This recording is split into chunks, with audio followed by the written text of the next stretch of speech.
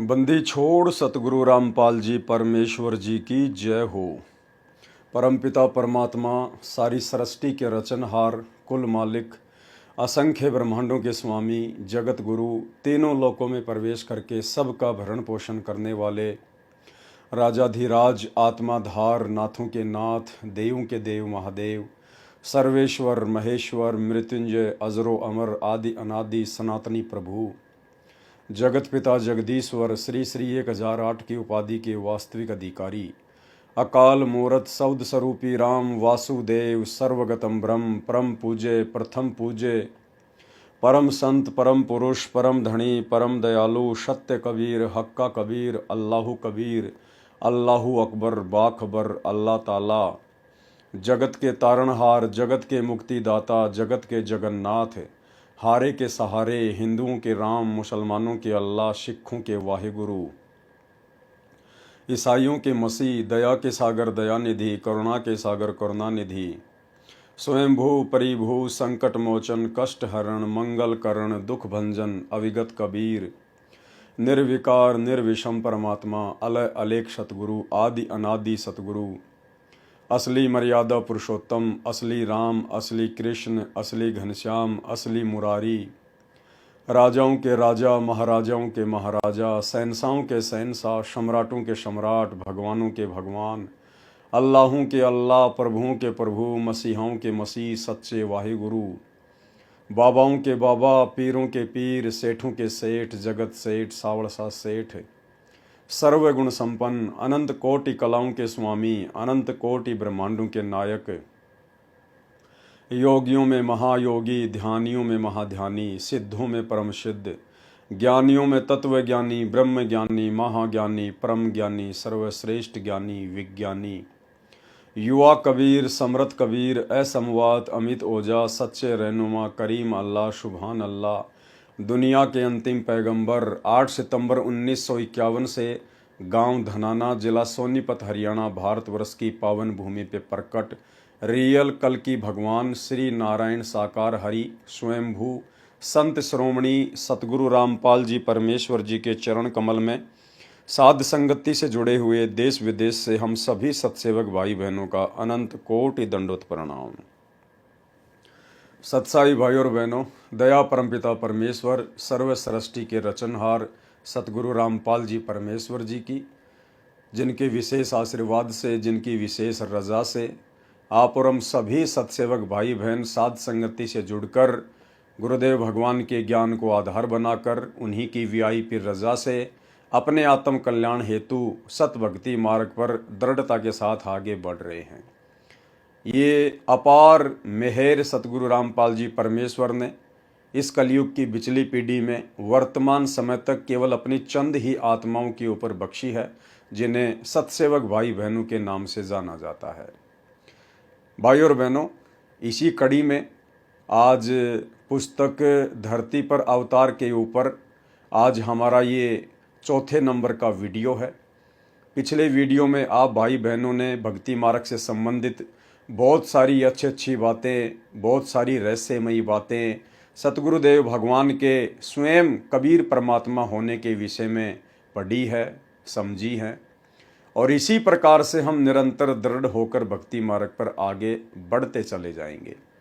सतगुरुदेव भगवान भी यही चाहते हैं कि मैंने इन आत्माओं को सन 1994 से लेकर वर्तमान समय तक जो ज्ञान दिया है, जो लगातार दे रहा हूँ, इस ज्ञान को ही आधार बनाकर जब तक ये आत्माएं भक्ति मार्ग पर अपने सतगुरुदेव भगवान की पहचान करके आगे नहीं बढ़ेंगी, तब तक ये सतलोक के लिए पूर्ण अधिकारी नहीं बन सकती। तो परमेश्वर ने हमें मौका दिया है, परमेश्वर ने हम सबको एक चांस दिया है। हम लोग गुरुदेव भगवान के सत्संगों को गहनता से नहीं ले पा रहे थे, समझ नहीं पा रहे थे, हम सब की बुद्धि ऑफ थी। परमेश्वर ने दया बख्शी, साध संगतियाँ शुरू करवाई, भगत भाई बहनों का हल्का सा ज्ञान योग खोला, और अब परमेश्वर ने रजा बख्शी है। अब परमेश्वर जी के आशीर्वाद से उनके भक्ति मार्ग के गूढ़ रहस्यों की हमें समझ होती जा रही है, और आज हम भगत भाई बहनों की नज़रों में हमारे पूज्य गुरुदेव मात्र कोई मानुष या संत या कबीर जी के भेजे गए अवतार नहीं, बल्कि स्वयं ही कबीर परमात्मा है। और जब तक हम इस बात को अपने दिलो दिमाग में नहीं बैठा लेंगे, अपनी अंतरात्मा में नहीं जचा लेंगे, और ज्ञान आधार से जब तक हम इतने दृढ़ नहीं हो जाएंगे कि इस सृष्टि में यदि कोई कबीर परमात्मा है, तो वर्तमान में वो कबीर परमात्मा धरती पर सतगुरु रामपाल जी के रूप में प्रकट है। जब तक ये बात हमारे दिलो दिमाग में नहीं समा जाएगी, भाई और बहनों, हम भक्ति मार्ग पर सफल नहीं हो सकते, क्योंकि सतगुरु भक्ति का मूल होता है। जिस प्रकार शरीर का मूल रीढ़ की हड्डी होती है, उसी प्रकार भक्ति का मूल सतगुरु होता है। सतगुरु के बिना भक्ति एक कदम भी आगे नहीं चलती है। तो भाई और बहनों, हमने अपना तन मन धन सब कुछ अपने गुरुदेव भगवान के चरणों में समर्पित करके और दुनिया की नज़रों में मृत घोषित होकर, उसके बाद यदि हम इस ज्ञान को आधार बनाकर भक्ति मार्ग पर आगे बढ़ेंगे तो हम सफल हो सकते हैं। तो पिछले वीडियो में आप सभी भाई बहनों ने अवतार की परिभाषा के विषय में समझा। जिस प्रकार से सतलोक आश्रमों से जुड़ी हुई 90% संगत अपने पूज्य गुरुदेव को ना पहचान कर उन्हें केवल कबीर जी का भेजा हुआ अवतार ही मानती आ रही है, और कबीर एक कागज के टुकड़े को मान रही है।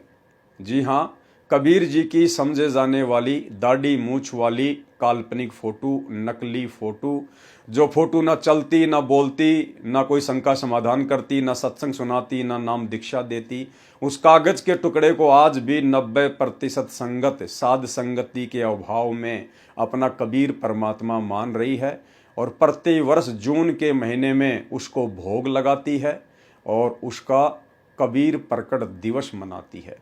जबकि जिंदा कबीर सन 1994 से अपने यथार्थ 13वें कबीर पंथ को संचालित करके आप और हम आत्माओं को आत्म कल्याण का मार्ग दिखा रहा है, लेकिन इनकी पहचान अभी तक 90% आत्माएं नहीं कर पाई हैं। तो भाई और बहनों, आप और हम साथ संगत वालों के ऊपर जो रजा गुरुदेव भगवान ने बख्शी है, उसका कोई वार एन पार नहीं है। और इस महा उपकार के लिए हम अपने गुरुदेव भगवान का जितना अनंत कोटि दंडवत धन्यवाद करें उतना ही थोड़ा है। तो भाई और बहनों, अवतार से संबंधित कुछ और बातें हैं जो सतगुरु रामपाल जी भगवान हमें समझाना चाहते हैं, क्योंकि खुलकर सतगुरु रामपाल जी भगवान इस भक्ति नियम अनुसार और काल के साथ किए गए एग्रीमेंट अनुसार नहीं कहेंगे कि बच्चों मैं ही कबीर परमात्मा हूँ, मैं ही कबीर भगवान हूँ, बल्कि वे अपने आप को कबीर जी से अन्य ही दर्शाते रहेंगे, उनका दास कहते रहेंगे, उनका प्रतिनिधि कहते रहेंगे, उनका कुत्ता कहते रहेंगे। लेकिन उन्होंने हमें जो ज्ञान दिया है और पिछले 30 वर्षों से जिस कदर वे संघर्ष कर रहे हैं ज्ञान मार्ग में, वो सिर्फ इसलिए कि मेरे से उपदेश प्राप्त करने के बाद ये आत्माएं मेरे तत्व ज्ञान को आधार बनाकर इस निष्कर्ष पर स्वतः ही पहुंच जाएं कि हमारे पूज्य गुरुदेव शतलोक से कबीर जी के द्वारा भेजे गए कोई प्रतिनिधि, कोई दास नहीं है, ये स्वयं ही कबीर भगवान है।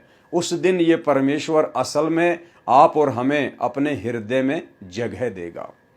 तो आज हम पुस्तक धरती पर अवतार के ऊपर पार्ट नंबर 4 के माध्यम से आगे बढ़ते हैं, और क्या कुछ सतगुरु रामपाल जी भगवान हमें समझाना चाहते हैं। हालांकि भाई और बहनों, ये पुस्तक सतगुरु रामपाल जी भगवान ने नहीं लिखी है, ये उनके किसी फॉलोवर ने लिखी है, डॉक्टर सरदार सूरजपाल सिंह MA PhD ने। और जिस प्रकार भाई और बहनों परमात्मा के द्वारा जो सदग्रंथ पहले लिखवाए गए थे, जैसे कबीर सागर या अन्य जो बहुत सारी धार्मिक पुस्तकें, आगे चलकर काल प्रेरणा से उन पुस्तकों में बहुत सारी मिलावटें कर दी गई। उसके बाद परमात्मा ने खुद ही गरीबदास जी के रूप में आना पड़ा और उन सभी मिलावटों को शुद्ध किया और एक नया ग्रंथ लिखा, सदग्रंथ साहिब।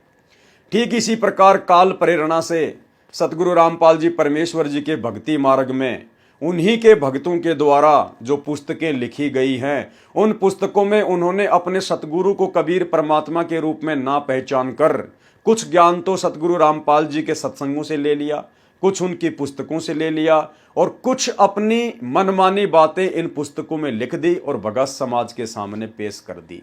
अर्थात उन भक्तों के द्वारा लिखी गई पुस्तकों में भी मिलावट है। अब परमेश्वर ने दया बख्शी है, साध संगतियों के माध्यम से अपने बच्चों को निमित्त बनाया है, ताकि हम अपने गुरुदेव के तत्व ज्ञान को आधार बनाकर और जो मिलावट की गई है, जो मनमानी लिखावट है, उसको हम साइड में कर देंगे और जो वास्तविक जो वस्तु है, जो हमारे विश्वास को दृढ़ करेगी, जो हमें ये पहचानने में सहायता करेगी कि हमारे गुरुदेव भगवान ही कबीर परमात्मा हैं, उन चीज़ों को हम गुरुदेव के तत्व ज्ञान को आधार बनाकर आसानी से समझ लेंगे। तो पार्ट नंबर 4 पे आज हम चलेंगे और पुस्तक धरती पर अवतार का ये पेज नंबर 28 है। धरती पर अवतार संपूर्ण। कबीर परमेश्वर जी द्वारा स्वयं अवतार धारण करने की भविष्यवाणी। यहां पर इस लाइन में सतगुरु रामपाल जी परमेश्वर जी ने बिल्कुल क्लियर कर दिया है कि कबीर परमात्मा कभी भी अपना कोई अवतार धरती पर नहीं भेजता है, और ना आज तक के भक्ति इतिहास में, और जब से ये 21 ब्रह्मांड की सृष्टि चलायमान है तब से लेकर वर्तमान समय तक कबीर जी ने सतलोक से अपने किसी भी अवतार को यहां नहीं भेजा है। और यहां स्पष्ट रूप से लिखा जा रहा है कि कबीर परमेश्वर जी द्वारा, यानी कबीर जी के द्वारा स्वयं अवतार धारण करने की भविष्यवाणी। कबीर जी के द्वारा खुद ही अवतार रूप में धरती पर आना, ना कि कबीर जी के द्वारा किसी अन्य को अवतार रूप में भेजना, जिस प्रकार काल अपने अंश अवतार धरती पर सर्जन करता है।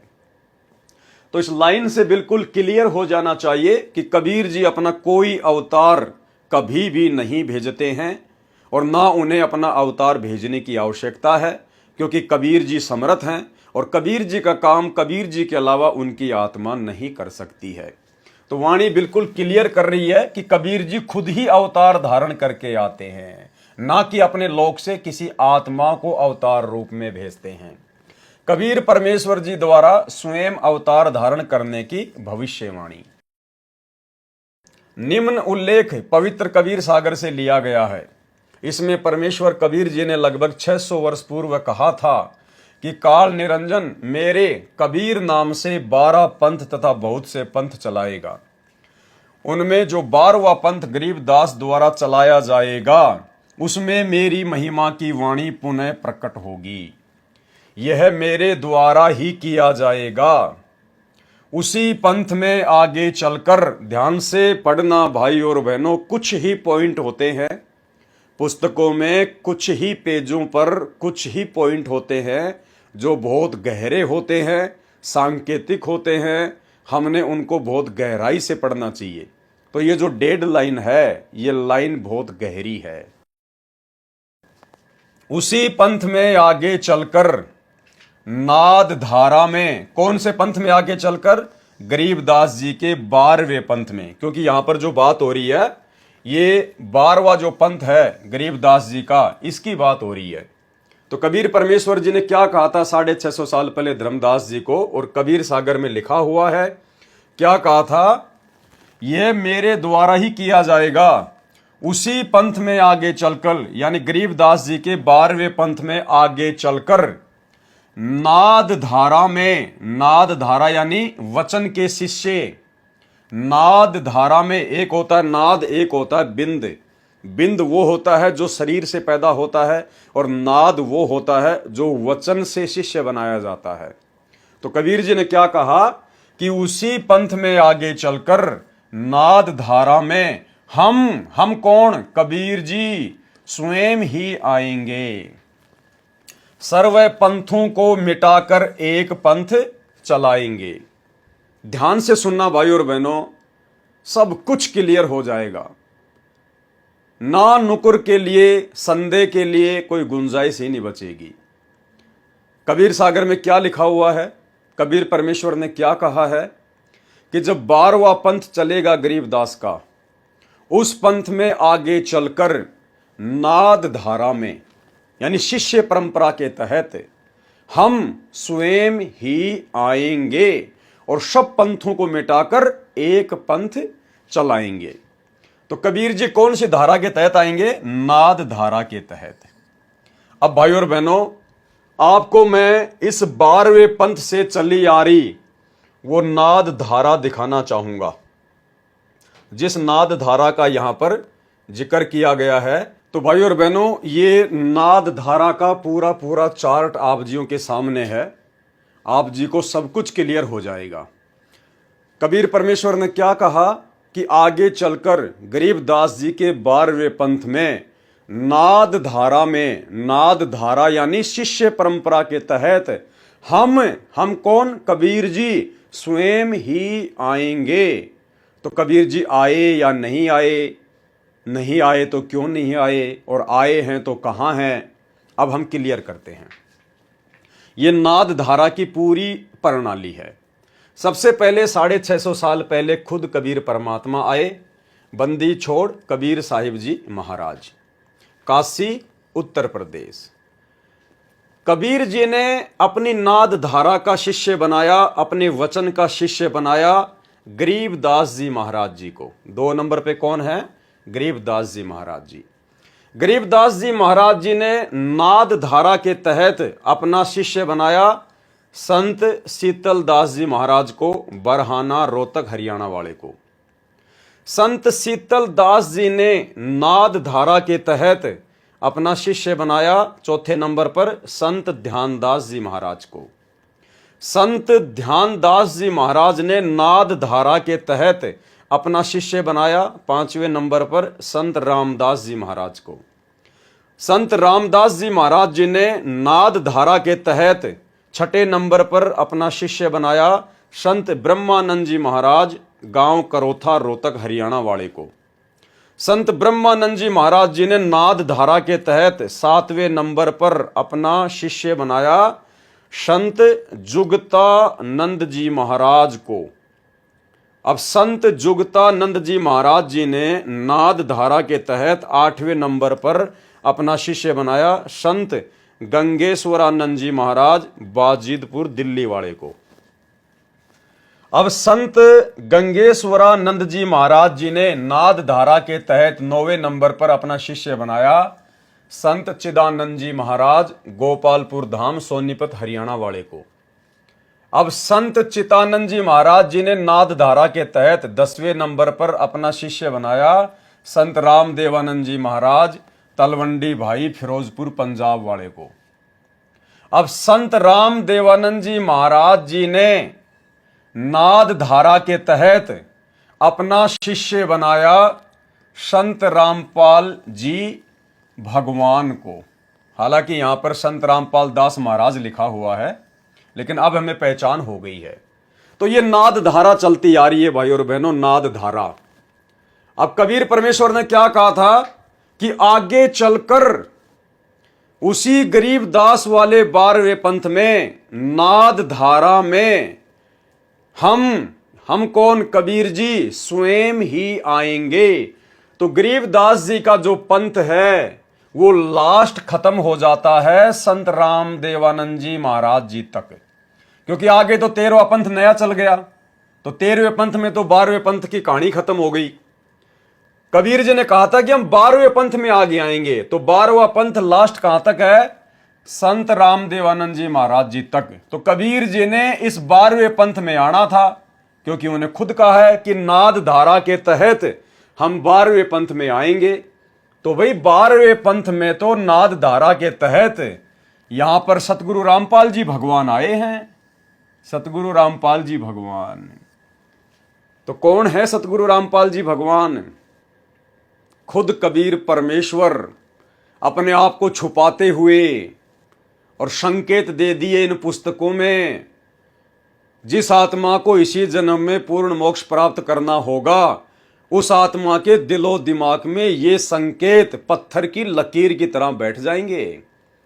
इस मन को शक और संदेह की कोई गुंजाइश ही नहीं रहेगी। अब कोई ऑप्शन ही नहीं है भाई और बहनों, सतगुरु रामपाल जी को कबीर परमात्मा मानने के अलावा कोई ऑप्शन ही नहीं है, क्योंकि कबीर जी ने खुद कहा था कि आगे चलकर 12वें पंथ में नाद धारा में हम कबीर स्वयं ही आएंगे। अब कबीर भगवान ने कहा है तो झूठ हो नहीं सकता, क्योंकि सूरज उदय होना भूल सकता है, चांद उदय होना भूल सकता है, पृथ्वी इधर से उधर होना भूल सकती है, लेकिन संत वचन पलटे नहीं, चाहे पलट जाए ब्रह्मांड। कबीर परमात्मा ने जो वचन कह दिया वो परम सत्य है। तो 12वें पंथ में आने के लिए उन्होंने स्पष्ट रूप से कहा है, और 12वां पंथ लास्ट यहां समाप्त हो जाता है, संत राम देवानंद जी महाराज जी। अब भाई कहां आए कबीर जी? नाथ धारा के तहत तो यहां आ गए कबीर जी संत रामपाल जी का रूप बनाकर। 17 फरवरी 1988 को कबीर परमात्मा सतगुरु रामपाल जी ने लीलामय रूप से परमात्मा 8 सितंबर 1951 को गांव धनाना जिला सोनीपत हरियाणा में सतलोक से चलकर सह शरीर प्रकट हुए शिशु रूप में, हम जीव आत्माओं की चरम दृष्टि को धोखा देते हुए, क्योंकि ये परमेश्वर तो अनंत कोटि कलाओं का स्वामी है। और उसके बाद 17 फरवरी 1988 को 12वें पंथ के गरीबदास वाले 12वें पंथ के अंतिम गुरु को, संत राम देवानंद जी को अपना मुंह बोला गुरु बनाकर और संत रामपाल जी के रूप में उन्होंने इस पंथ में प्रवेश किया। जैसा कि वहां पर उन्होंने लिखा है क्या, कि उसी पंथ में आगे चलकर नाद धारा में यानी शिष्य परंपरा के तहत हम यानी कबीर जी स्वयं ही आएंगे और सर्व पंथों को मिटाकर एक पंथ चलाएंगे। तो बताओ अब वर्तमान में सभी पंथों को मिटाकर एक कौन सा पंथ चलाया गया है? यथार्थ 13वां कबीर पंथ। किसने चलाया? सतगुरु रामपाल जी ने। और वहां क्या कह रहे हैं कि मैं कबीर खुद ही वो 13वां पंथ चलाऊंगा, सब पंथों को मिटाऊंगा और 12वें पंथ में नाद धारा के तहत प्रवेश करूंगा। तो ये लीला है परमपिता परमेश्वर जी की, सतगुरु रामपाल जी के रूप में 12वें पंथ में प्रवेश करने की। इसलिए दास आप भाई बहनों को बार बार बोलता है और प्रमाण भी दिखाता है कि हमारे जो दादा गुरुजी हैं संत राम देवानंद जी, ये संत रामपाल जी के गुरु नहीं हैं, बल्कि यहां पर उल्टी गंगा बह रही है, उल्टी गंगा। संत रामपाल जी, संत रामपाल जी संत राम देवानंद जी के गुरु हैं, संत राम देवानंद जी के सतगुरु हैं, क्योंकि ये स्वयं कबीर भगवान है, स्वयं कबीर परमात्मा। और यही सारी बातें समझने के लिए उन्होंने ये तत्व ज्ञान दिया है। आप और हमें कोई नॉर्मल ज्ञान नहीं दिया।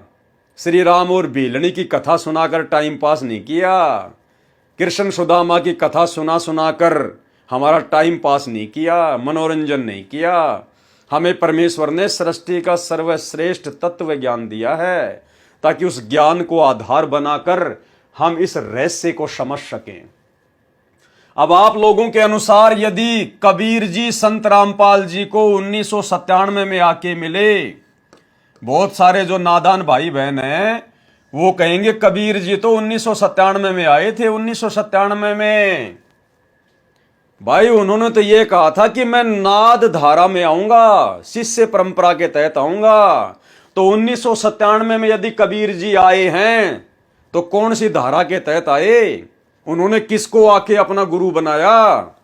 वो तो उनकी बात ही झूठी हो गई, क्योंकि उन्होंने तो कहा था कि मैं तो 12वें पंथ में आऊंगा और मैं तो नाद धारा के तहत आऊंगा, शिष्य परंपरा के तहत आऊंगा।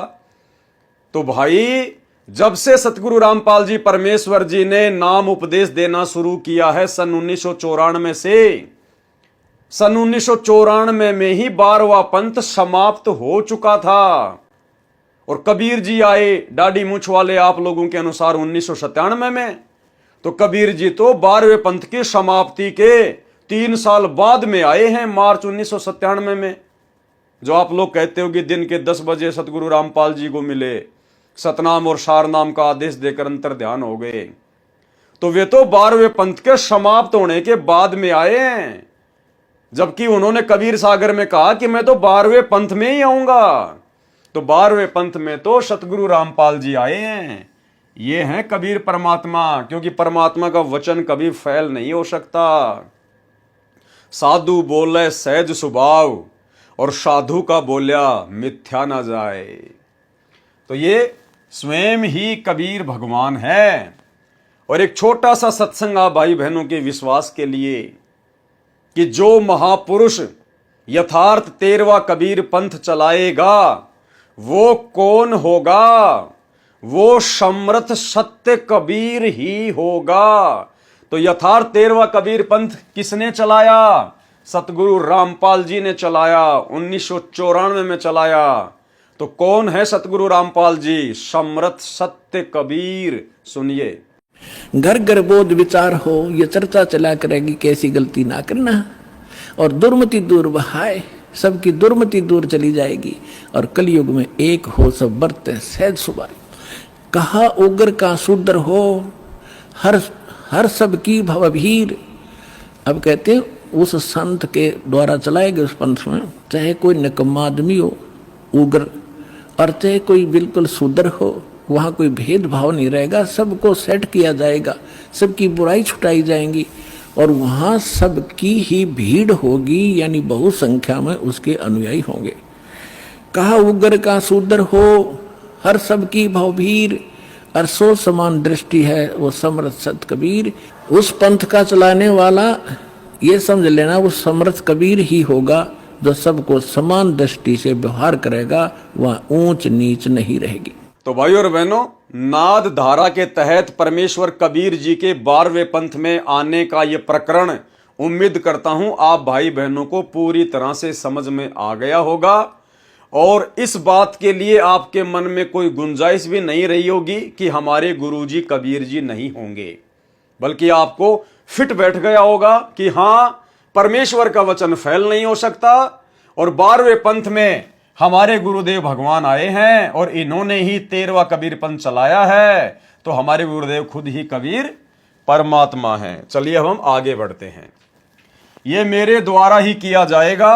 उसी पंथ में आगे चलकर नाद धारा में हम स्वयं ही आएंगे, सर्व पंथों को मिटाकर एक पंथ चलाएंगे।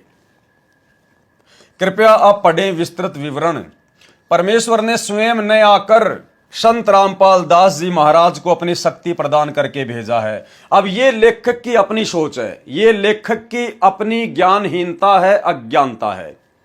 ऊपर बिल्कुल क्लियर हो गया कि कबीर जी खुद ही संत रामपाल जी के रूप में आ चुके हैं, अपना 13वां यथार्थ कबीर पंथ चला चुके हैं, और अवतार रूप में उन्होंने स्वयं ही आने की बात कही थी, जो कि वो 12वें पंथ में आ चुके हैं। अब यहां पर क्या लिखा जा रहा है लेखक के द्वारा, डॉक्टर सरदार सूरजपाल सिंह MA PhD के द्वारा?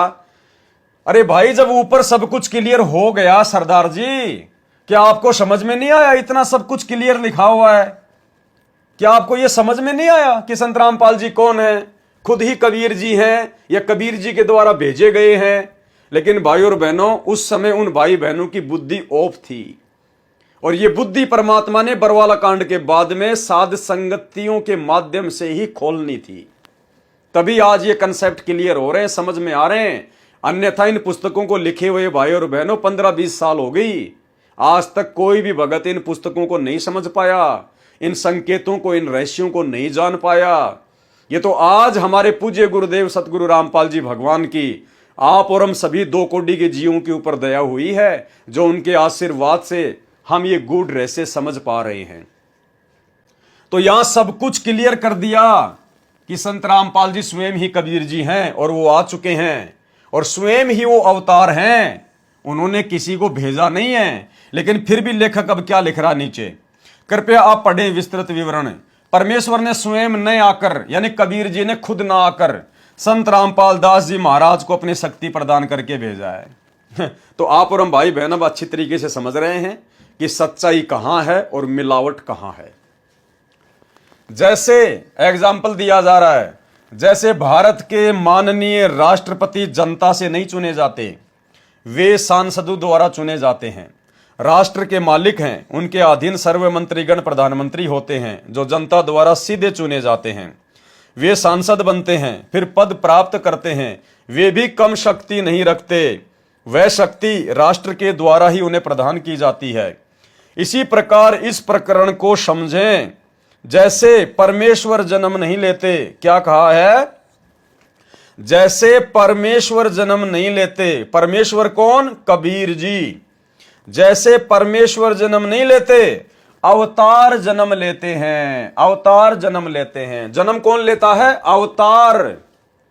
और जब परमेश्वर खुद ही अवतार बन के आता है तो वो जन्म नहीं लेता। जन्म कौन लेते हैं? मां के पेट से जेल में लिपट के कौन आता है? अवतार आता है। लेकिन यहां स्पष्ट कर दिया भाई और बहनों, ध्यान रखना, जैसे परमेश्वर जन्म नहीं लेते, जन्म कौन लेता है? अवतार।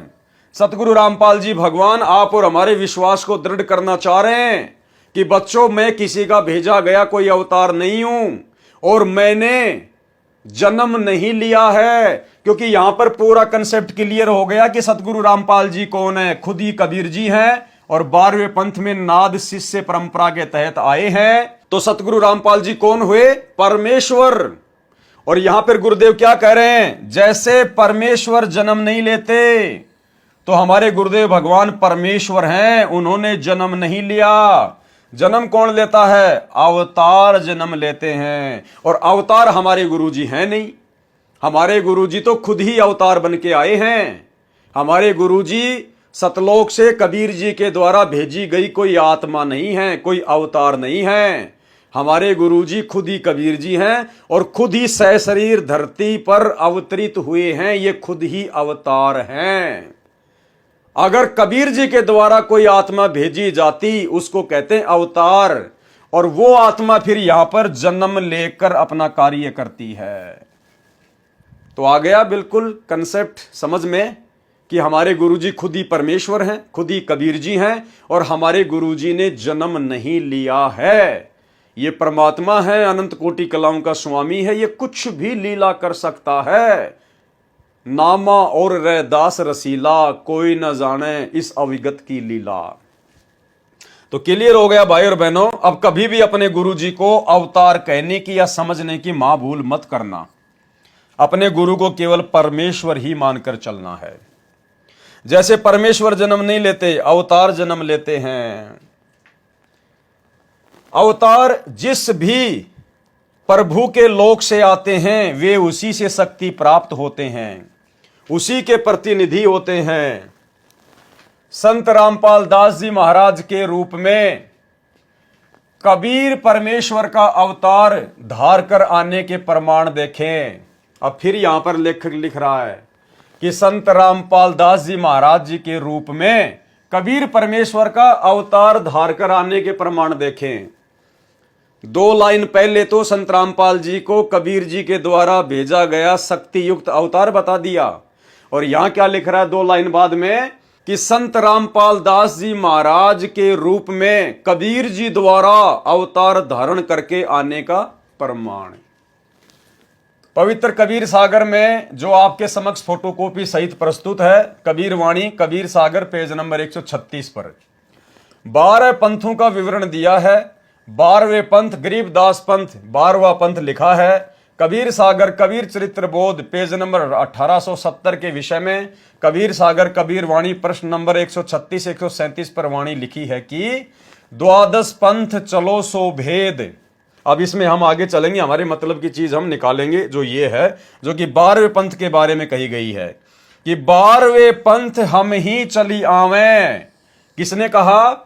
कबीर परमेश्वर ने कहा। 650 साल पहले कहा। कबीर सागर में यह लिखा हुआ है, पेज नंबर आपको बता दिए गए हैं।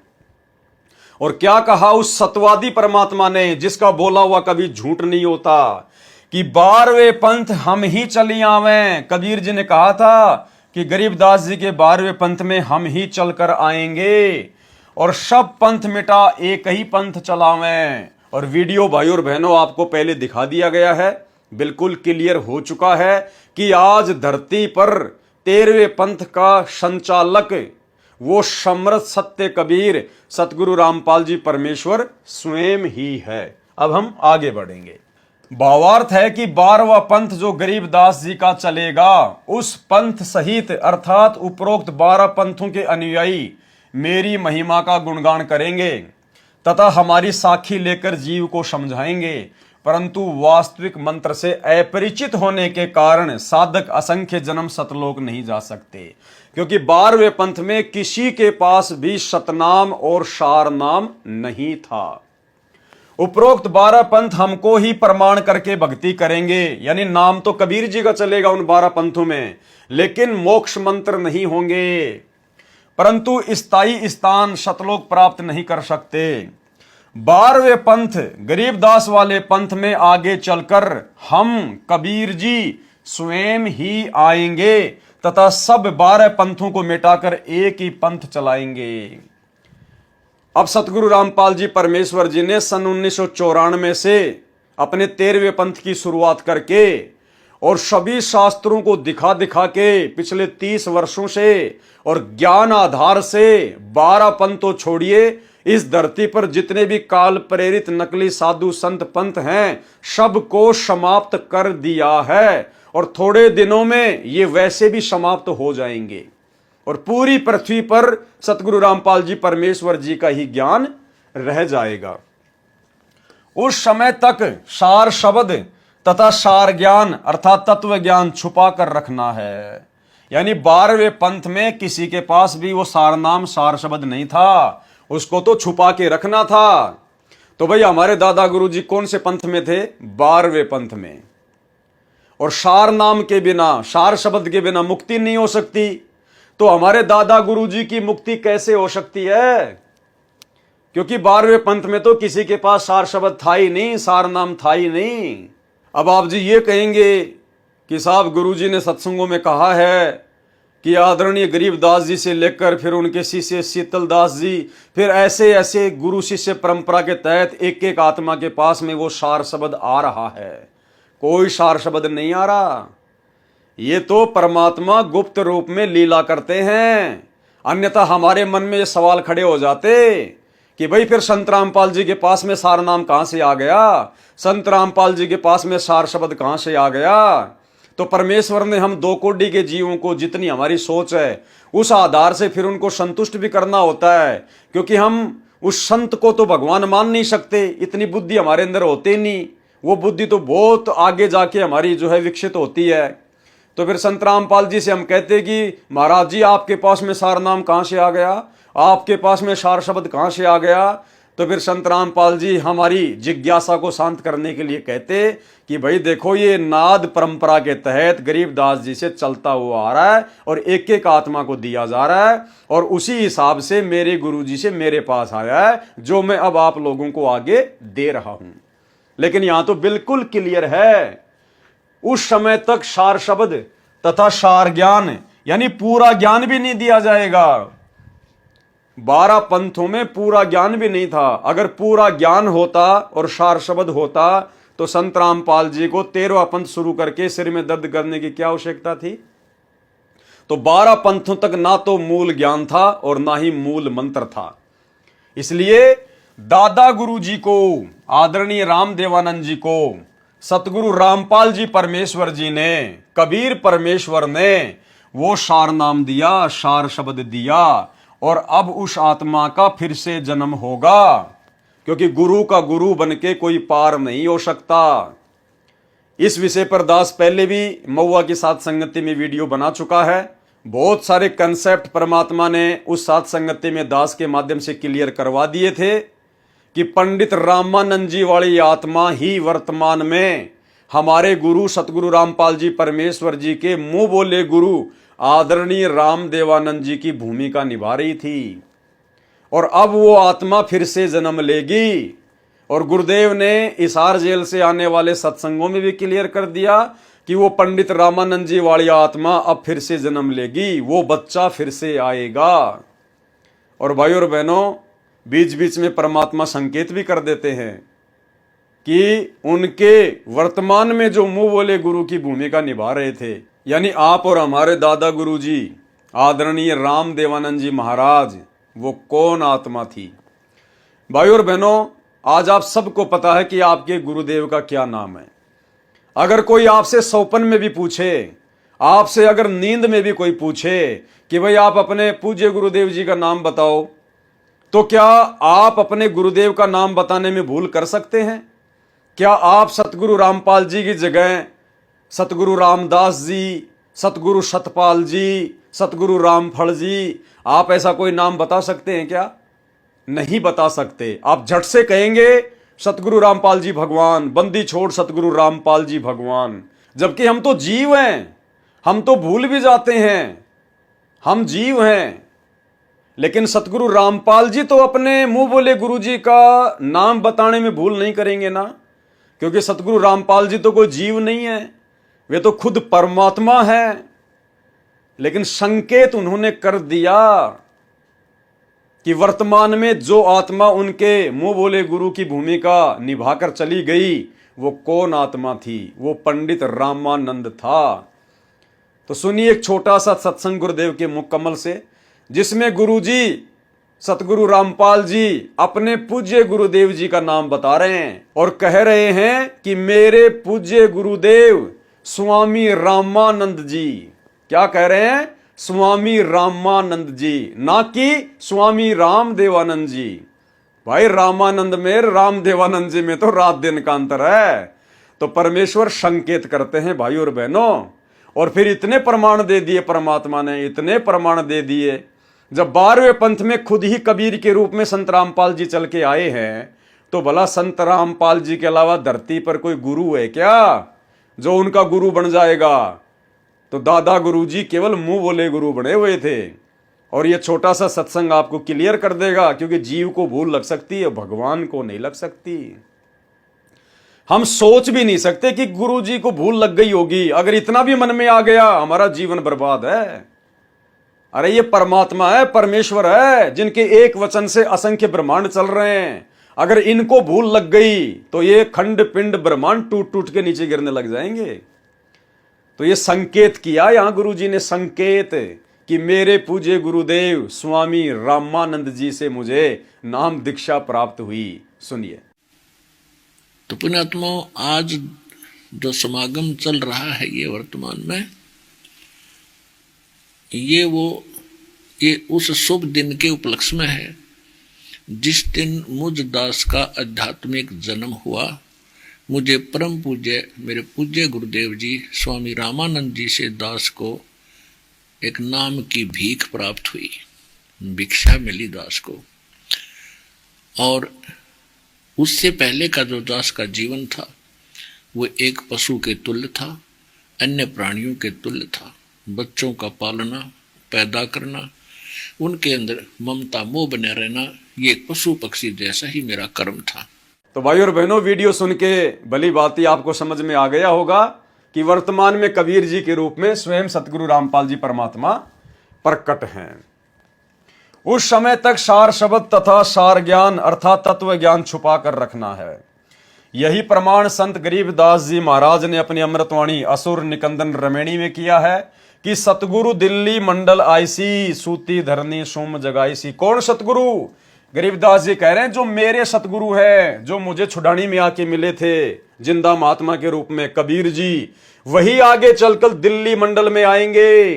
तो 8 सितंबर 1951 को दिल्ली मंडल में कौन आया? सतगुरु रामपाल जी परमात्मा आए।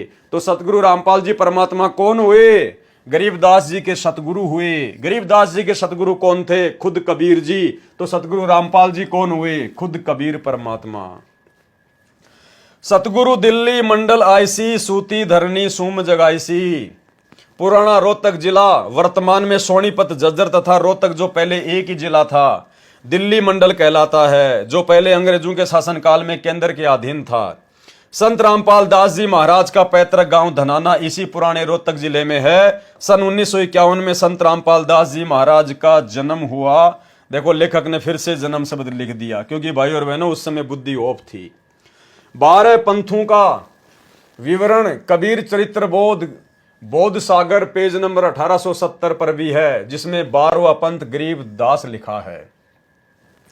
कबीर साहिब के पंथ में काल द्वारा प्रचलित 12 पंथों का विवरण कबीर चरित्र बोध, कबीर सागर पेज नंबर 1870 से पहला पंथ है नारायण दास जी का पंथ, दूसरा है यागोदास अर्थात जागू पंथ, तीसरा सूरत गोपाल पंथ, चौथा मूल निरंजन पंथ, पांचवा टकसार पंथ, छठा भगवान दास ब्रह्म पंथ, सातवां सत्यनामी पंथ, आठवां कमाली अर्थात ये कमाल का पंथ जिसने गुरुद्रोही होकर अलग से अपना पंथ बना लिया था, राम कबीर पंथ, 10वां प्रेम धाम परम धाम की वाणी पंथ, 11वां जीवा पंथ और 12वां गरीबदास पंथ। विशेष यहां पर प्रथम पंथ का संचालक नारायण दास लिखा है, जबकि कबीर वाणी कबीर सागर पेज नंबर 136 पर प्रथम पंथ का संचालक चूड़ामणि लिखा है।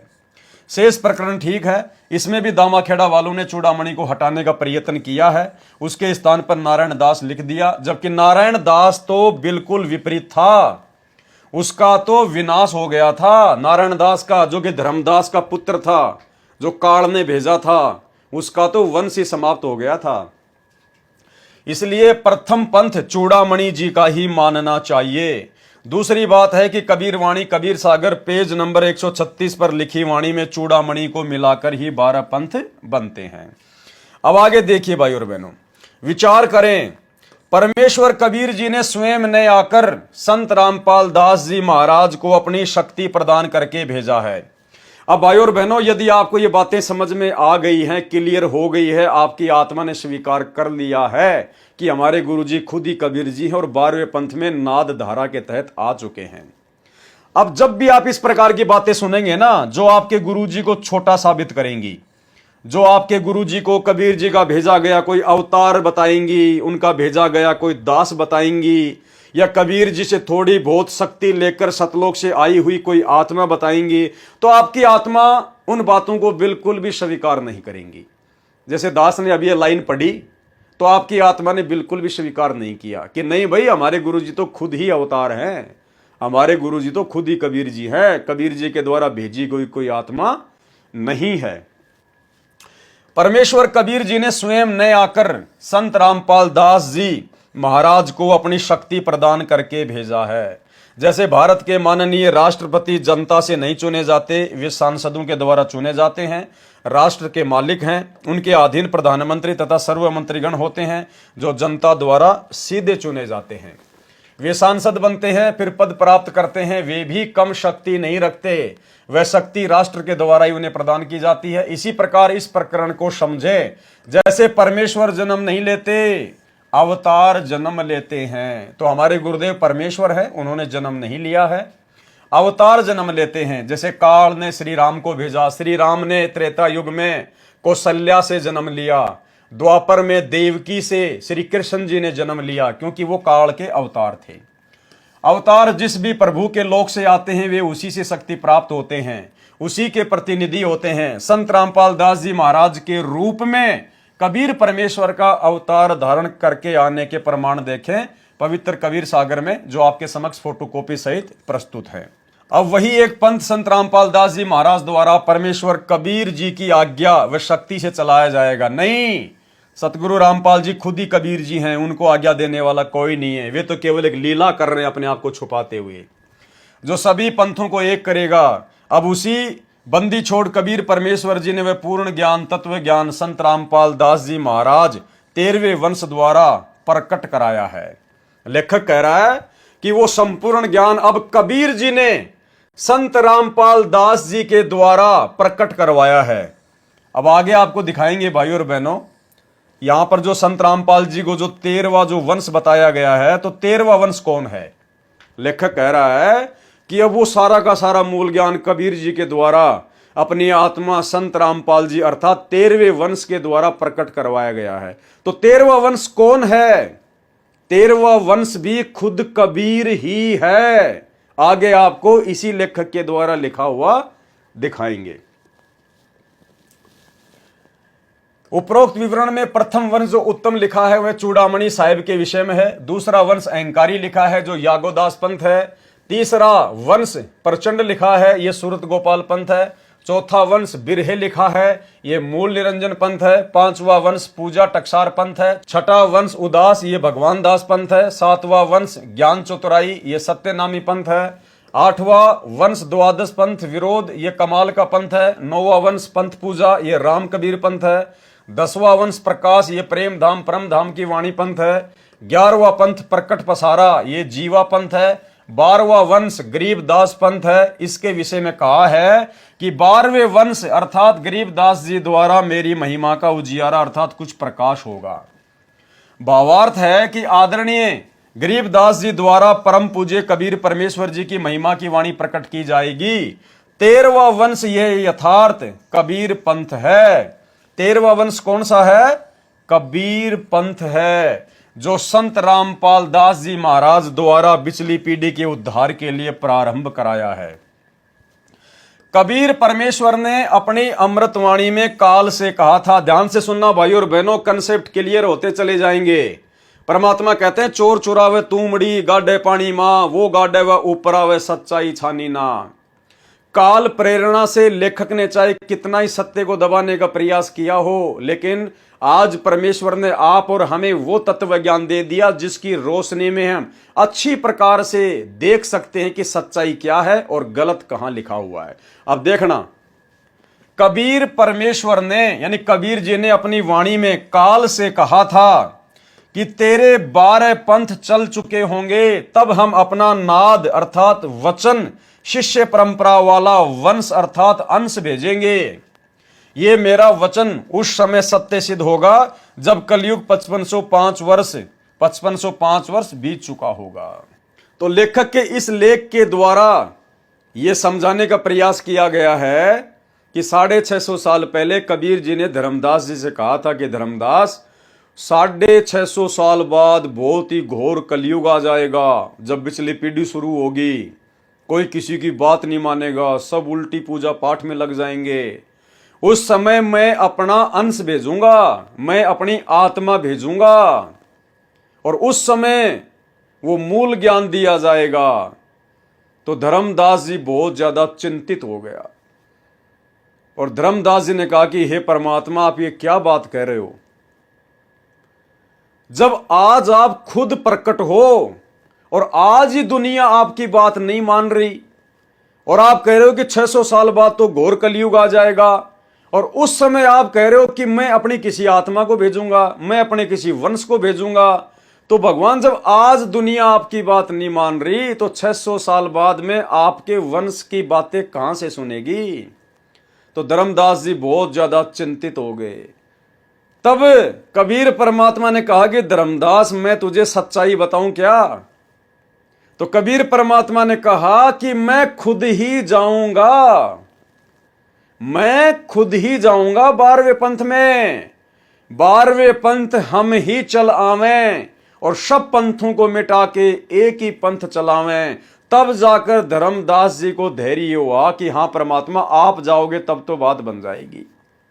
और दूसरी तरफ परमात्मा ने काल के साथ जो एग्रीमेंट किया था उसमें परमात्मा ने इस प्रकरण को छुपाया और परमेश्वर ने काल को कहा कि मेरा वंश जाएगा, मेरी आत्मा जाएगी। क्योंकि अगर परमात्मा खुद कह दे कि मैं खुद जाऊंगा तो काल इस बात को नहीं समझ सकता था। इसलिए परमात्मा ने काल के आगे अपने आप को छुपाया और काल के सामने परमात्मा ने कहा कि मेरा वंश जाएगा, और धर्मदास जी को परमात्मा ने सच्चाई बता दी कि मैं खुद ही जाऊंगा। सुनिए, तो परमात्मा ने कहा था कि चौथा युग जब कलयुग आवेगा तब हम अपना एक दास भेजेंगे। अब वहां काल के सामने परमात्मा ने कहा कि हम अपना दास भेजेंगे, और कबीर वाणी चैप्टर में परमात्मा ने धर्मदास जी से, जब धर्मदास जी घने चिंतित हो गए थे कि हे परमात्मा, आपने सतनाम और सारनाम गुप्त रख दिया और इसके बिना मोक्ष नहीं हो सकता। आपने मुझ किंकर के ऊपर दया करी दास पे, और 42 वंश भी पीढ़ी बख्श दी, मेरी वंश चलेगा।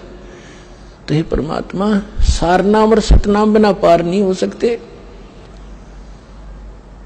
तो मेरे बच्चे कैसे पार होंगे? ऐसे कलेजा पकड़ के बैठ गया। परमात्मा ने सोचा भाई ये घना दुखी हो गया। तो परमेश्वर ने कहा कि सुन ले, काल ने क्या कहा था? 12 पंथ करूं मैं साजा, नाम तुम्हारा ले करूं आवाजा। द्वादश पंथ नाम जो लेगी, हमरे मुख में आन समोही। जाओ जोग जीत संसारा, जीवन मन कहा तुम्हारा। जीव तुम्हारा कहा न माने, हमारी ओढ़ हो बाद बखाने। अब इतना समय नहीं रहा, मैं वो सारे प्रमाण आज नहीं दिखा पाऊंगा आपको कि 12 पंथ कौन कौन से हैं। तो 12 पंथ, 12वां पंथ गरीबदास पंथ बताया है, लिखा कवि सागर में। तो परमात्मा ने कहा तू चिंता ना करे धर्मदास, जब 5500 वर्ष कलयुग बीत जाएगा तब या बिचली पीढ़ी आवेगी, और बिचली पीढ़ी तक यो ज्ञान और तत्व ज्ञान और सतनाम सारनाम कति गुप्त रखना है, नहीं तो काल के दूतों का हाथ लग जाएगा, मेरा सारा मिशन खराब हो जाएगा। तो परमात्मा ने देखा कि ये बिल्कुल चिंतित हो गया घना। तब परमेश्वर ने कहा धर्मदास जब साची बताऊं तेरे ते। तब धर्मदास ने कहा कि भगवान आज कितना अच्छा समय है, कलयुग स्टार्ट है सन 1398 में और 1512 तक है, और आज भी लोग ना मानते, और आप कह रहे हो आगे तो भयंकर कलयुग पैदा कर देगा, काल ऐसा जुल्म कर देगा, हाहाकार मच जाएगी, इंसान कृतघ्नी हो जाएंगे। तो उस समय कैसे पार होंगे? आज तो आप भी विद्वान हैं और फिर भी ना मान रहे ये लोग। तो परमात्मा ने कहा जब 5500 वर्ष कलयुग बीतेगा और बर्मा वंश चल चुका होगा इस काल का, यानी गरीबदास पंथ तक, तो उस बर में पंथ में मैं आऊंगा स्वयं, तो उस बर में पंथ में मैं आऊंगा स्वयं, तो उस बर में पंथ में मैं आऊंगा स्वयं, और फिर सभी पंथों को खत्म करके एक पंथ बनाऊंगा और सारी सृष्टि मेरा ही नाम लेगी। तेरे 42 वंश क्या सारी सृष्टि न पार करूंगा धर्मदास, इन 42 की तो चिंता छोड़ तू।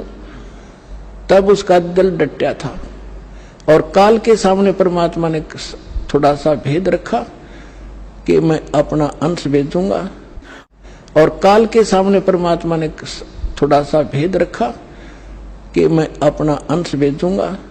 तो भाई और बहनों, वीडियो से आपको समझ में आ गया होगा, परमात्मा एक तीर से अनेकों शिकार करते हैं। इसलिए परमात्मा ने धर्मदास को सच्चाई बता दी कि 12वें पंथ हम ही चल आवें और सब पंथों को मिटा के एक ही पंथ चलावें। कबीर परमेश्वर ने अपनी वाणी में काल से कहा था कि तेरे 12 पंथ चल चुके होंगे, तब हम अपना नाद वचन शिष्य परंपरा वाला वंश अर्थात अंश भेजेंगे। ये मेरा वचन उस समय सत्य सिद्ध होगा जब कलयुग 5505 वर्ष बीत चुका होगा। अब भाई 12वें पंथ में नाद परंपरा के तहत तो सतगुरु रामपाल जी आए हैं, ना कि वो डाडी मूछ वाले कबीर जी। वो तो 1997 में आप लोगों के अनुसार आए हैं। अगर 1997 में आए हैं कबीर जी, तो बताओ फिर उनका गुरु कौन था? क्योंकि वो तो नाद धारा के तहत आने की बात कह रहे हैं ना। तो 1997 में जब कबीर जी आए थे, संत रामपाल जी को मिले थे आप लोगों के अनुसार, तो कबीर जी का गुरु कौन था? तो भाई और बहनों, क्लियर कट हो चुका है, सतगुरु रामपाल जी ही कबीर परमात्मा है।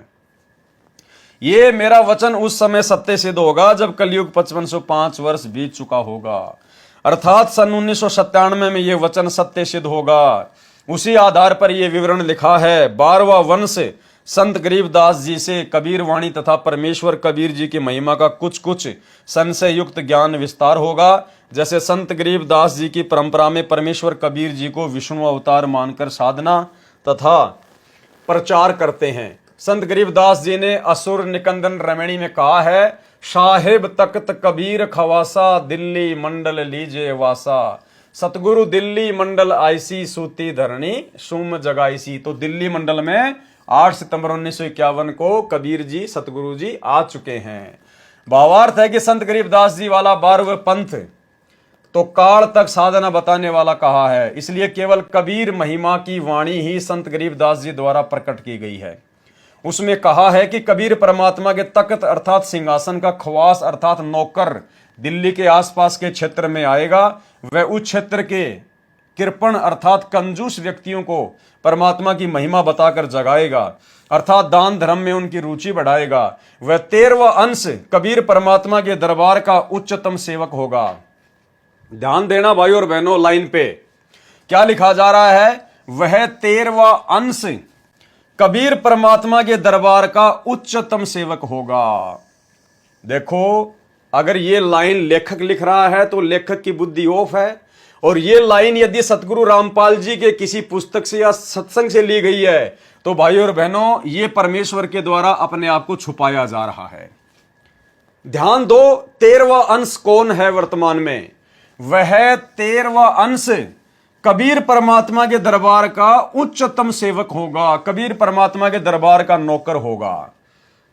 तो पहले तो हम ये क्लियर करेंगे कि वर्तमान में 13वां वंश कौन है, 13वां अंश कौन है। खुद सतगुरु रामपाल जी परमेश्वर जी के मुख कमल से सुनिए। यानी 12वां पंथ गरीबदास जी के द्वारा जो चलाया जाएगा उसमें मेरी महिमा का कुछ कुछ उजियारा सा होगा, क्लियर नहीं होगा।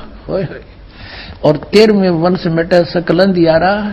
बोल सतगुरुदेव की जय।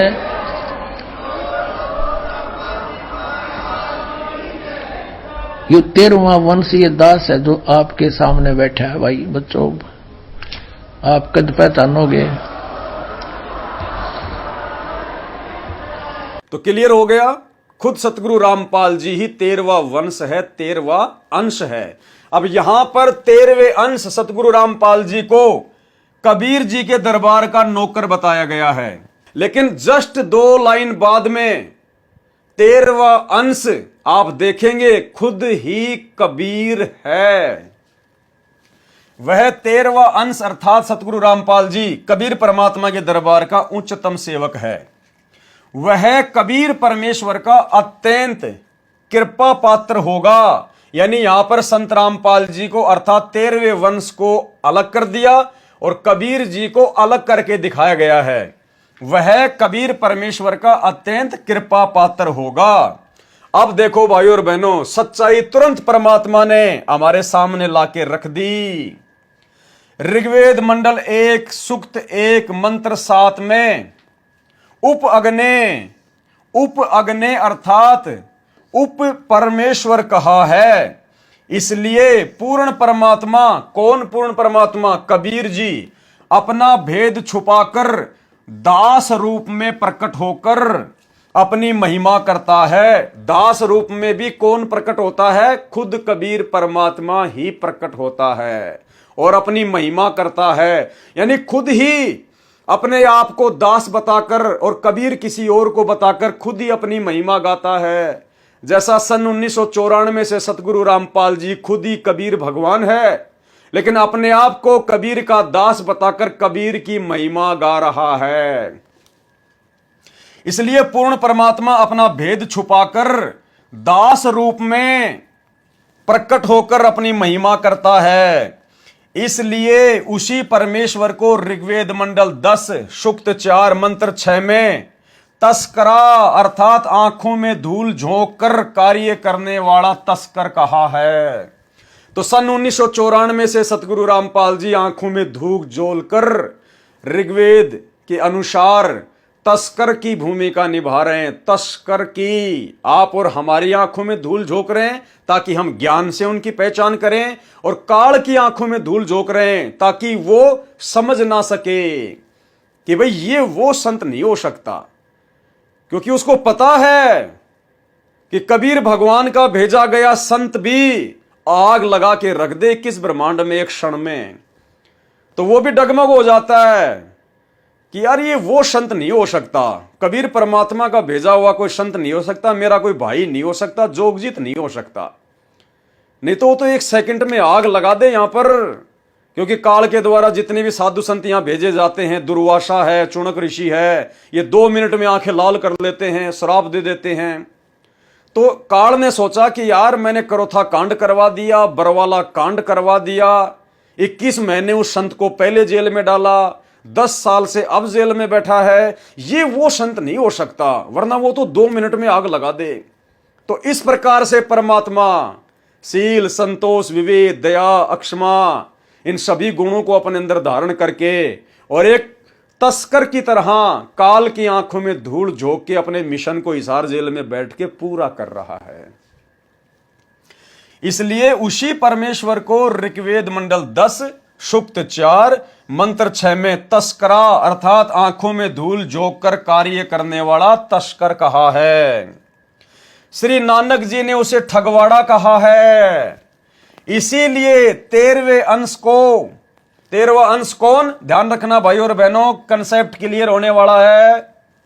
इसलिए 13वें अंश को अर्थात संत रामपाल दास को उनका दास जाने, चाहे स्वयं पूर्ण प्रभु का उपशक्ति रूप उपगने समझे।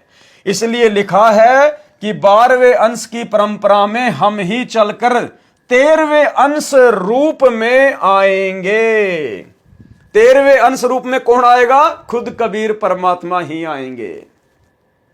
और यहां पर क्या लिख दिया गुरुदेव भगवान ने कि चाहे तो उस 13वें अंश को, चाहो तो उस 13वें अंश को, इसलिए 13वें अंश को यानी सतगुरु रामपाल जी को, कोष्टक में नाम भी लिखा हुआ है, इसलिए 13वें अंश को संत रामपाल दास को उनका दास जानो, चाहे स्वयं पूर्ण प्रभु का उपशक्ति उपगने समझें। इसलिए लिखा है कि 12वें अंश की परंपरा में यानी 12वें पंथ में, नाद धारा में हम ही चलकर 13वें अंश रूप में, यानी कौन? खुद कबीर जी ही 13वें अंश रूप में। 13वां अंश कौन? सतगुरु रामपाल जी 13वें अंश रूप में आएंगे। यानी यहां पर तो संत रामपाल जी को कबीर जी से 13वां अंश कह के अलग दर्शाया गया है, और यहां पर 13वें अंश को खुद कबीर जी बता दिया गया है। तो भाई और बहनों, मन में शंका की कोई गुंजाइश नहीं रहनी चाहिए कि हमारे गुरुदेव स्वयं कबीर भगवान हैं। इसलिए लिखा है कि 12वें अंश की परंपरा में हम ही चलकर 13वें अंश रूप में आएंगे, यानी 12वें पंथ में मुंह बोला गुरु बनाकर हम कबीर खुद ही आएंगे और फिर 13वें पंथ को चलाएंगे, 13वें अंश रूप में आएंगे। वह 13वां वंश अंश पूर्ण रूप से अज्ञान अंधेरा समाप्त करके परमेश्वर कबीर जी की वास्तविक महिमा तथा नाम का ज्ञान कराकर सभी पंथों को समाप्त करके एक ही पंथ चलाएगा। अब कौन है वो 13वां अंश? और क्लियर कर दिया भगवान ने, वह 13वां वंश। अभी आपने गुरुजी के मुख से वीडियो सुना, गुरुजी कह रहे हैं बच्चों 13वां अंश ये रामपाल दास है। तो यहां क्या कहा जा रहा है? वह 13वां वंश हम परमेश्वर कबीर ही होंगे। बताओ भाई और बहनों, हाथ कंगन को आरसी क्या, पढ़े लिखे को फारसी क्या, मेरा तो गला बैठ गया। बताइए, हो गया लास्ट में क्लियर? यानी पिछले 2 पेज में कितना गोल मथोड़ किया गया, कभी अपने आप को छुपाया, कभी ऊपर लाया गया, कभी छुपाया, कभी ऊपर लाया गया, और अब लास्ट में जाके बिल्कुल क्लियर कर दिया परमात्मा ने कि भाई वो 13वां अंश कौन है जो 12वें पंथ में नाद परंपरा के तहत आएगा। वह 13वां वंश हम परमेश्वर कबीर ही होंगे, यानी सतगुरु रामपाल जी खुद कबीर परमात्मा ही है। बताइए, ये कबीर सागर का लिखा हुआ पूरा विवरण है इसमें। अब आगे चलिए, अब ये पुस्तक धरती पर अवतार का 37 नंबर पेज है और हम यहां से लेंगे। कबीर परमेश्वर जी द्वारा अवतार धारण का समय, यानी कब अवतार लेंगे कबीर परमात्मा, कब सतलोक से चलकर खुद ही प्रकट होंगे। सत्य कबीर वचन अथ सब संवेद की स्फुट वार्ता चौपाई, फोटो कॉपी कबीर सागर बोध सागर, दोहा 5 सहस्र अरु 500 जब कलयुग बीत जाए, महापुरुष फरमान तब जग तारण को आए। हिंदू तुर्क आदिक सबे जेते जीव जहान, सत्य नाम की शाख गह पावे पद निर्वाण, यथा सरितगण आप ही मिले सिंधु में धाए, सत सुकृत के मध्य तिमी सभी पंथ समाए, जब लगी पूर्ण होए नहीं ठीके को तिथिवार, कपट चातुरी तब हिलो सब संवेद निराधार, सभी नारी नर शुद्ध तब जब ठीक का दिन आवंत, कपट चातुरी छोड़ के शरण कबीर गहंत। किसकी शरण ग्रहण करेंगे? कबीर जी की। तो आज दुनिया किसकी शरण ग्रहण कर रही है? सतगुरु रामपाल जी की। तो सतगुरु रामपाल जी कौन हुए? कबीर जी। एक अनेक हो गयो पुनि अनेक हो एक, हंस चले सतलोक सब सत्य नाम की टेक। घर घर बोध विचार हो दुर्मति दूर बहाए, कलयुग में एक है सोई बरते सहज सुभाए। कहाँ उग्र कहाँ शूद्र हो हर सब की भौवीर, सो समान समदृष्टि है और समर्थ सत्य कबीर। जो सबके प्रति समान दृष्टि रखेगा वो खुद कौन होगा? समर्थ सत्य कबीर ही होगा। वीडियो आप जी पहले देख चुके हैं, एक बार फिर से आपको वो छोटा सा वीडियो दिखा देते हैं जिसमें परमात्मा ने कहा कि जो 13वां वंश चलाएगा वो खुद समर्थ सत्य कबीर ही होगा। सुनिए।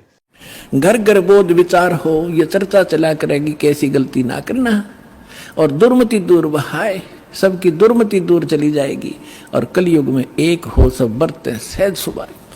कहा उग्र का शूद्र हो हर सब की भवभीर।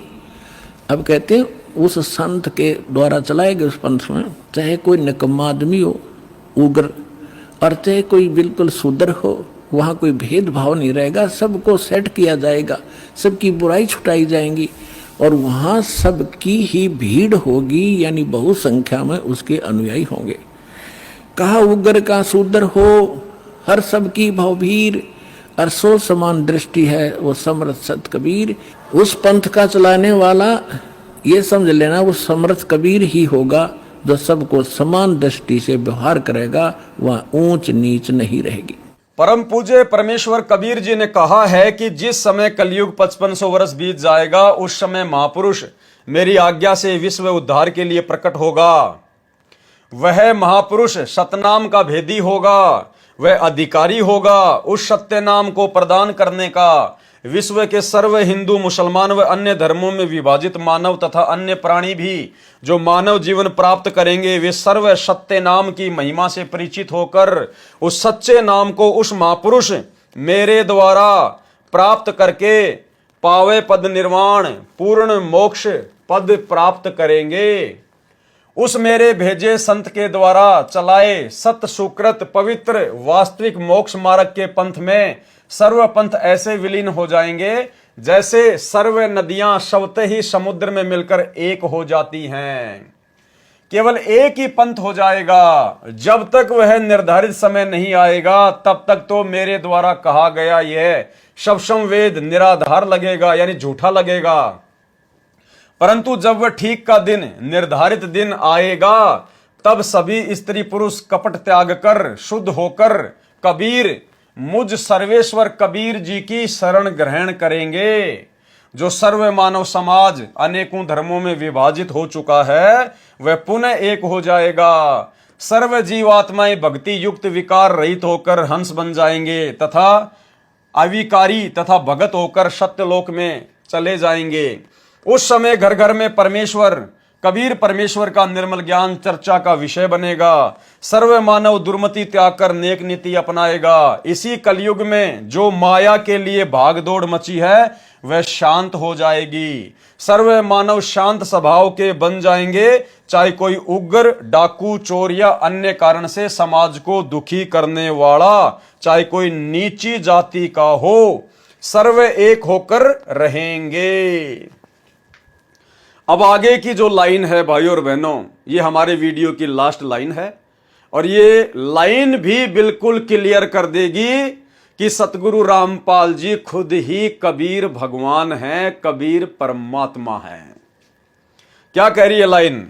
वह महापुरुष, जिस महापुरुष के बारे में इतनी सारी बातें बोली गई है ना, वह महापुरुष अर्थात तत्वदर्शी संत रूप में प्रकट सर्व के प्रति समान दृष्टि वाला समर्थ सत्य कबीर स्वयं सर्वशक्तिमान कबीर है। यानी जो कबीर आएगा वो तत्वदर्शी संत की भूमिका निभाएगा। तत्वदर्शी संत बनकर वो ज्ञान देगा, जो 13वां अंश होगा वो। तो आज तत्वदर्शी संत बनकर 13वें पंथ को चलाकर ज्ञान कौन दे रहा है? सतगुरु रामपाल जी।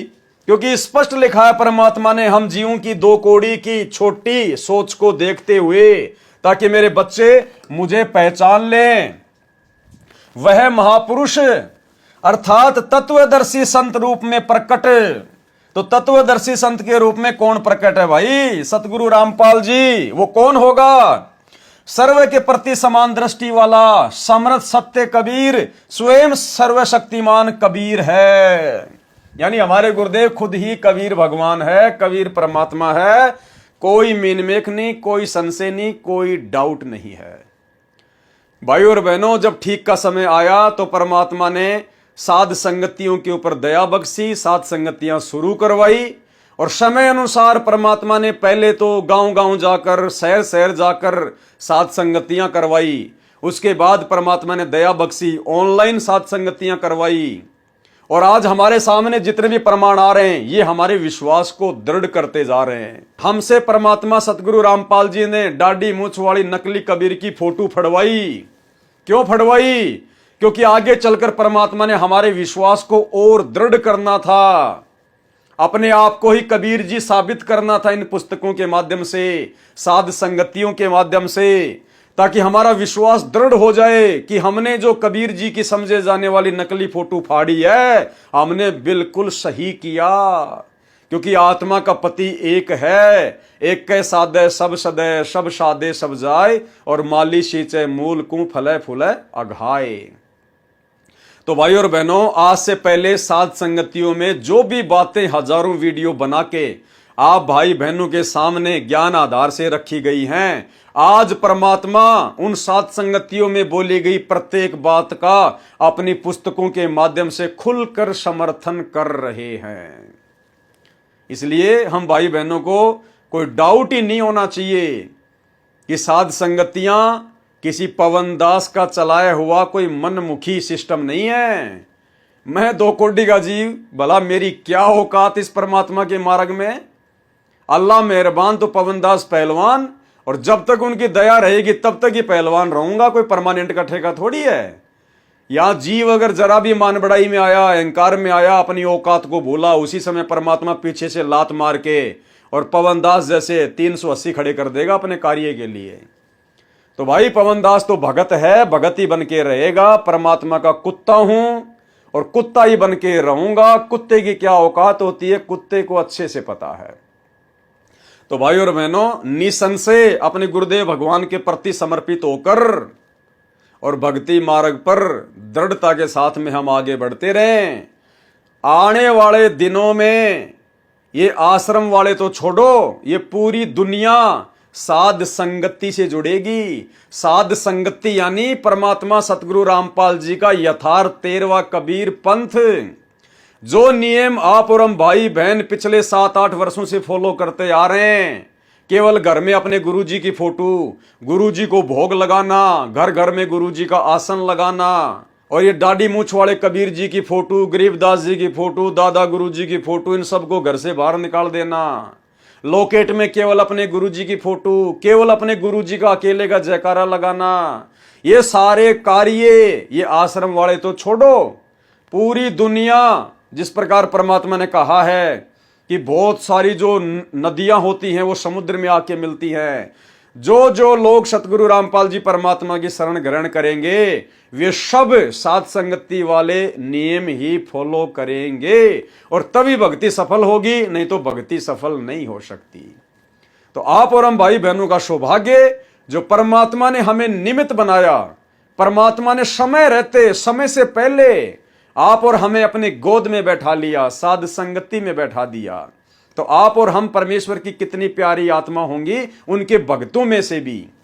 तो भाई और बहनों, हमारे अंदर कोई डाउट, कोई शंका नहीं होनी चाहिए। बाकी साध संगति से किसी को जबरदस्ती बांध के नहीं रखा जाता है, क्योंकि साध संगति में ना तो कोई कोऑर्डिनेटर है, ना कोई सरपंच है, ना कोई मुखिया है, ना साध संगतियों का कहीं कोई आश्रम है। हमारा तो घर घर आश्रम है। ना साध संगति में किसी के पीले पर्चे निकाल के उनको डराया जाता है, ना धमकाया जाता है, ना साध संगति में कोई ज्योति पाठ का पैसा लिया जाता है। यहां तो बिल्कुल खुला मार्ग है। जो परमात्मा की मर्यादाओं को फॉलो कर सके वो सत्सेवक, वो साध संगति वाला। अन्यथा साध संगति में जुड़ने के लिए आपका कोई आधार कार्ड नहीं लिया जाता, आपका कोई बायोडाटा नहीं लिया जाता।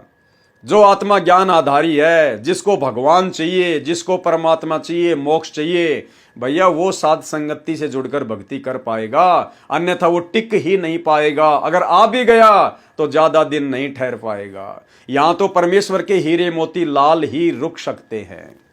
तो भाइयों और बहनों, बहुत बड़ी दया सतगुरु रामपाल जी परमात्मा की, और कंसेप्ट इसी प्रकार से आगे भी क्लियर होते रहेंगे। परमात्मा से हम अर्ज करेंगे, प्रार्थना करेंगे कि परमेश्वर हमें अपनी सेवाओं में दिन रात लगाए रखना, ताकि परमात्मा इस बहाने हम आपके चरणों से चिपके रहें।